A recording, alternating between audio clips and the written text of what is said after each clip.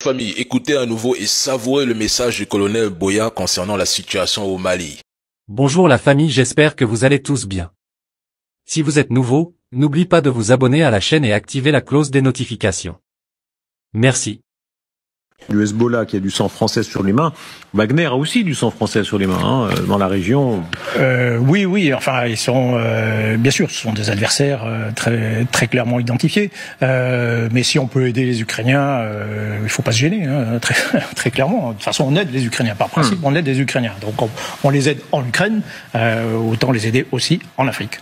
Ouais. Quand le journaliste Rochebin affirme « L'organisation paramilitaire russe est responsable de la mort de Français au Mali, précisément dans la partie nord du pays », de quels Français parle-t-il?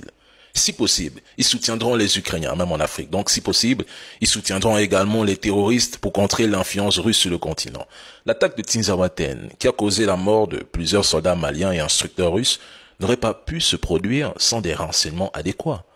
Les attaques bien coordonnées et ciblées nécessitent généralement des informations sur les positions, les mouvements et même les capacités de l'armée, ainsi que sur les conditions locales. Je vous rappelle, je crois que ça fait une année, le pauvre président Bazoum, on disait on va aider le président Bazoum. Pauvre Bazoum, il est quelque part au coin de son palais séquestré, personne ne sait très bien dans quel état il est. On ne pratique plus le contre-coup d'État depuis au moins 1998. Ouais. Voilà, on fait plus ça. Vous le regrettez? Peut parfois le regretter, mais c'est comme ça. Il pratique plus les contre-coups d'État, c'est-à-dire que le faisait auparavant et continue même de le faire. Je suis désolé, mais un colonel ne viendra pas dire publiquement sur LCI que la France continue de mener des contre-coups d'État en Afrique. Soyons un peu réalistes. Il faut lire entre les mots. Déjà, un contre-coup d'État est une action menée pour renverser un coup d'État déjà en place. Si le nouveau régime ne s'aligne pas avec les intérêts ou les objectifs de certains acteurs internationaux comme la France, si un gouvernement issu d'un coup d'État ne satisfait pas les attentes ou les intérêts de puissances étrangères, ils peuvent soutenir les efforts pour renverser ce régime et restaurer un gouvernement antérieur ou instaurer un nouveau régime plus favorable à leurs intérêts. C'est le cas du Niger.